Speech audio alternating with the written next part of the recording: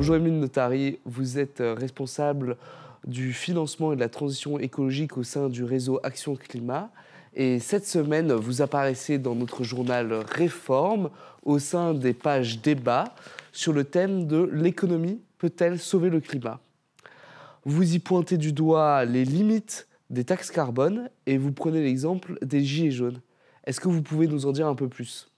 Si on reprend exactement l'exemple des Gilets jaunes, je pense qu'il est quand même assez intéressant parce qu'il montre véritablement ce qui s'est joué en termes de consentement à la fiscalité environnementale, mais au-delà même en termes de consentement à la fiscalité.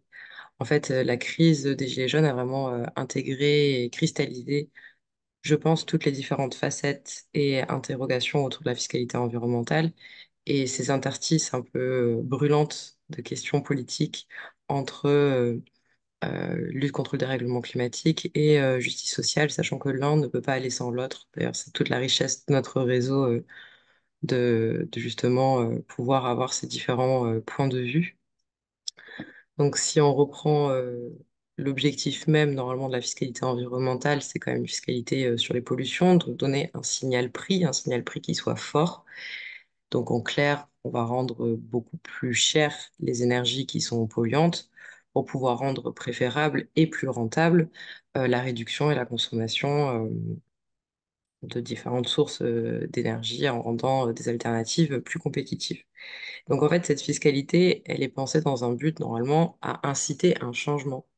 Et la question c'est, est-ce qu'un changement est possible dans ce cadre-là de la crise des Gilets jaunes? Est-ce qu'il y avait un droit à l'alternative? Et en fait, c'est toute la question qu'il faut développer, c'est cette question du droit à l'alternative. Car ce que nous a montré cette crise des Gilets jaunes, c'est que la fiscalité environnementale, elle pouvait parfois enfermer certains Français dans des pratiques auxquelles ils n'avaient aucune autre alternative qui était abordable tout simplement. Cette crise était avant tout une crise des budgets contraints, des gens qui ne pouvaient pas faire autrement que de subir la hausse du prix de cette fiscalité, qui avait été pensée à ce moment-là dans un but purement budgétaire. Il manquait 3 milliards à l'époque à Bercy pour pouvoir financer le crédit d'impôt recherche, donc ils ont augmenté la fiscalité carbone. Il n'y a pas eu de mécanisme de redistribution derrière. Et en fait, c'est là où se joue tout l'intérêt de repenser la fiscalité, de repenser la fiscalité environnementale.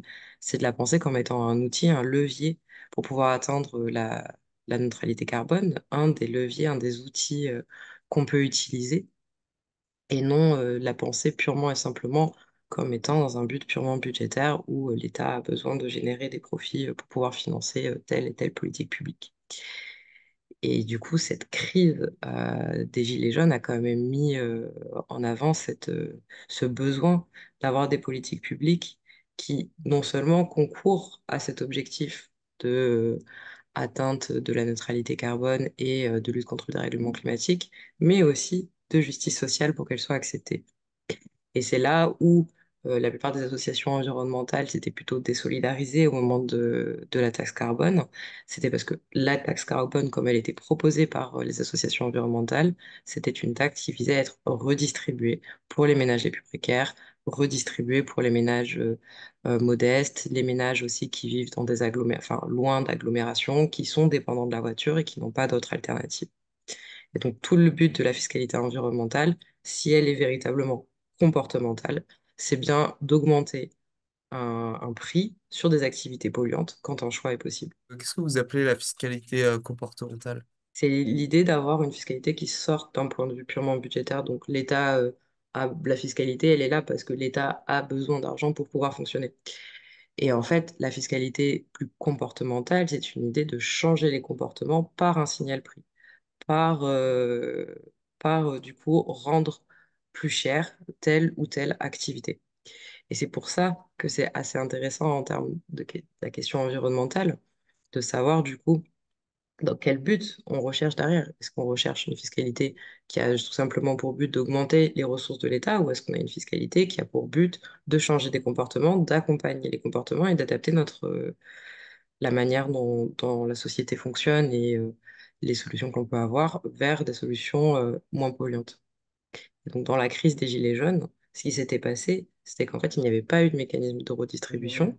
On avait pris un retard et on a toujours un retard très important en termes d'alternatives à la voiture thermique. Il y a énormément de Français qui aujourd'hui sont toujours dépendants de la voiture thermique, qui n'ont pas de possibilité d'avoir une mobilité moins polluante et qui sont parfois dans un cas de précarité de mobilité, enfin, qui ont du mal à se déplacer. Et donc, augmenter cette fiscalité-là sans pour autant l'accompagner à la fois de mesures transitoires pour pouvoir accompagner les ménages quand ils sont trop dépendants de ces énergies fossiles pour pouvoir adapter leur comportement et de ne pas l'accompagner de mesures très fortes pour pouvoir développer des alternatives sur tout le territoire, c'est avoir mal pensé la fiscalité carbone à ce moment-là. Si la fiscalité environnementale, ce qu'on pense au réseau Action Climat, c'est que la fiscalité environnementale, elle est comportemental. Et donc, si elle doit induire des comportements qui sont plus vertueux, il faut forcément qu'elle soit traitée donc en conséquence. Et ça veut dire ne pas la traiter comme n'importe quel autre type de fiscalité.